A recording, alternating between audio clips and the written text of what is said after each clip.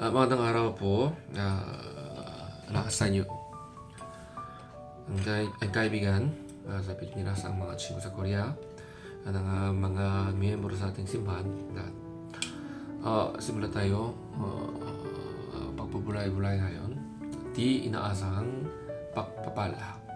Ang Biblia, binibigyan para sa atin ay Lucas, Kabanata 14, talata 11 hanggang 14. Okay, patayin natin Biblia.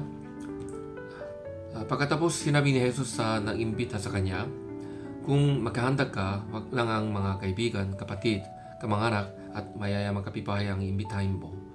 Dahil baka imbitahin ka rin nila ang asa ganoon na sukulian ka na sa ginawa mo. Kaya kung magkahanda ka, imbitahin mo rin ang mga mahihirap, mga lumpo, mga pilay, ang mga bulag. Sa ganoon ay pagpapalain ka dahil hindi ka nila masusukulian. Ang Diyos ay masusukuli sa iyo sa araw ng muling pagkabuhay ng mga matuwid. Amen. Di na inaasang pagpapala. Noong 2016, nag-text si Wanda Denchi sa kanyang apo na paanyaya para sa hapunan sa pagdiriwang ng Thanksgiving. Pero iba na pala ng numero ng apo niya. Napunta tuloy ang mensahe sa isang estrangero, si Jamar. Sinagot ni Jamar ang text na nagpakilala ang nagtanong kung pwede pa rin siyang pumunta. Siyempre naman, tugon ni Wanda. Pumunta nga si Jamar ang naging simula yon ng taunang tradisyon nila. Naging taunang biyaya ang maling paanyaya. Nakaalala ko sa pag-imbita ni Wanda sa estrangero si Jamar ang sinabi ni Jesus.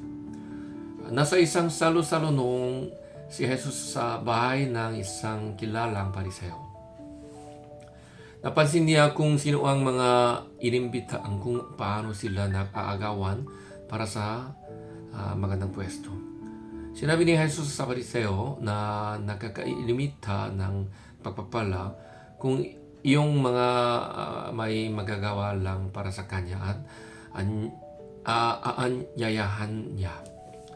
Mas malaki ang papapala kung mga taong walang kakayahang sukulian ng paanyaya ang iimbitahan sa piging.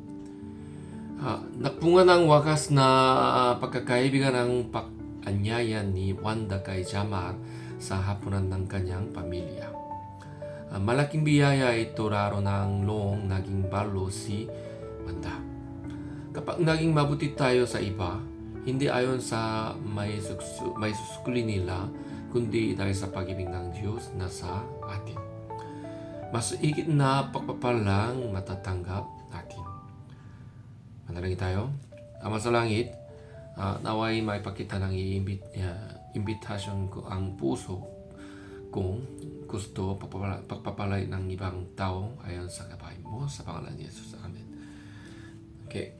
Habang binabalikan mo ang iyong araw mo, sa iyong araw mo, ay pagnilayan ang tanong na ito. Nakatanggap ka na rin ba ng maling imbitasyon na naging biyaya para sa iyo? Anong biyaya ang naranasan mo?